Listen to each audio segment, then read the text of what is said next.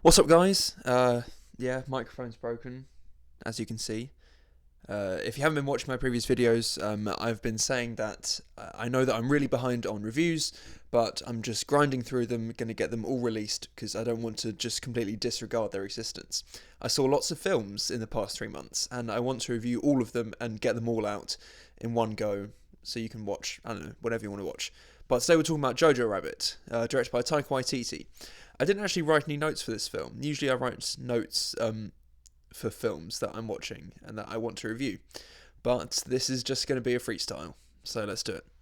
So, Jojo Rabbit, written and directed by Taika Waititi. It is an anti-hate satire, as described by Taika Waititi. It tells the story of this boy, nicknamed Jojo. He is an adamant Hitler youth. He aspires to be, he is an absolute Hitler fanatic. He wants to be in the Hitler youth. He is training in Nazi boot camps, and he is so much of a fanatic that his imaginary best friend is Adolf Hitler, a comedic version of Adolf Hitler, played, of course, by Taika Waititi.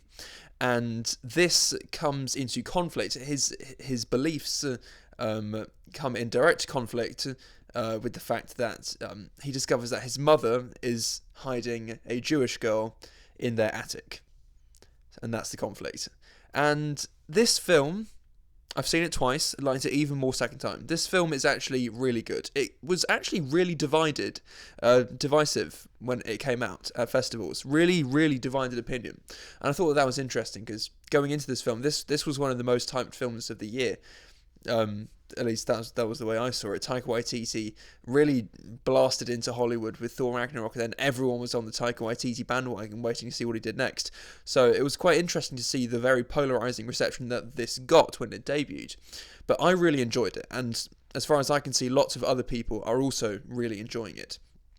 So let's start off with the things that I really liked. Roman Griffith Davis, I think that's his name. I could be wrong, but he plays Jojo. He is fantastic. This is a really, really great child performance because he has to go through such a wide range of emotion. You know, he's funny, he's charming, he's cute, he's innocent, but he also has to carry some really heavy, emotional, serious stuff. And he's fantastic. Also, Thomasin McKenzie, who plays the Jewish girl in the attic, her name's Elsa, I think. She's also great, and the two of them have great chemistry, and it's really interesting to see their relationship develop because when Jojo first discovers her, obviously he is completely anti-Jew because he's a Nazi fanatic, so they really don't get along at first. But and one of the best parts about the film was seeing them interact with each other, grow to like each other eventually, and basically see their relationship unfold as the film progresses. Scarlett Johansson plays Jojo's mother. She's great. One of the best things about the film is the relationship that Jojo has with his mother and the way that that relationship is developed, especially over the first half of the film. Taika Waititi, he's really funny as Hitler, which is a sentence that I never thought I would say. But I also think that he was overused slightly in the first half. The first half is a bit choppy because there's lots of stuff going on. There's Jojo being at the Nazi boot camp. There's developing the relationship with his mother, developing the relationship with Elsa in the attic. And then you also have comedic bits on the side with Sam Rockwell and Rebel Wilson playing their comedic versions of German.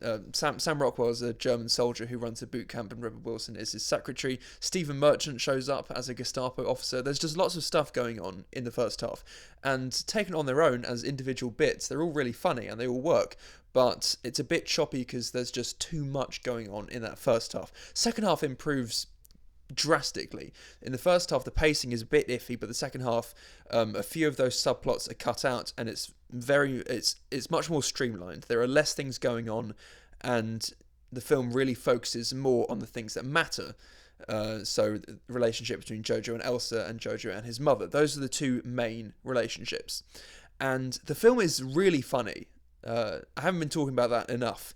The film is consistently funny, except when it's not. When it finally decides to take itself seriously, no, that sounded too harsh. When it decides to hit you with a gut punch, about war and the horrors of war, it really does hit you. And I wanted a bit more of that because when it does, attempt to be serious, and when it does try to hit you with that emotional gut punch, it really does hit you. One scene in particular, when the film really takes a turn into the more darker, serious territory, in the third act, that scene is fantastic, and it floored me. Do I call it a twist? Yeah, it's one of the better reveals or surprises that I saw in a film all year. It's great, it's emotional, and it works perfectly for the story and Jojo's character. Taika Waititi, again, let's get back to him as Hitler. In the first half, I think he's used a bit too much, and his comedic bits sort of take away from the main focus of the story. But when he's used sparingly, he's really great, and he's very much a welcome addition to the film. And the film is great when it's making fun of Nazis and the Nazi Party and the war in general. Stephen Merchant shows up as a Gestapo officer in quite a suspenseful scene, but he's also really funny. And the satire in this film, the war satire, is so on point, and the writing is so sharp, and it's really hilarious sometimes. So the film did a great job of balancing the more comedic side with the more serious, dark side of this story. So all in all, Jojo Rabbit was a film that I enjoyed very much. I saw it twice. I liked it even more second time, because some of the issues that I had the first time didn't really matter as much to me on second viewing. I sort of put them aside. All the performances are fantastic. The main central performance, I think his name's Roman Griffith Davis. I could be wrong about that. If that's not your name, I'm really sorry. But anyway, it's a great child performance. All the performances all round are great. Sam Rockwell pops up sometimes for a few really funny scenes, and he also gets his own character arc, which was great to see, and that has a great payoff. It's really funny sometimes, but it is also serious when it has to be. It does hit you with that emotional punch. The characters are really well realised. The relationships between all the characters are, again, very well written and well developed. Only flaws that I have with it are the first half is a bit choppy, the pacing could be better, and I wanted it to be a bit more emotional. But that's all. All in all, I really liked Jojo Rabbit. I'm going to give it a B+. Definitely check this one out. I'm hoping that it gets a few Oscar nominations, maybe a win or two. It's definitely worth checking out, and it's still in cinemas because it is still very much part of the Oscar race. So go and check it out if you haven't already. But if you have, let me know what you thought. Like, comment, subscribe, whatever you want to do. And until the next time, goodbye.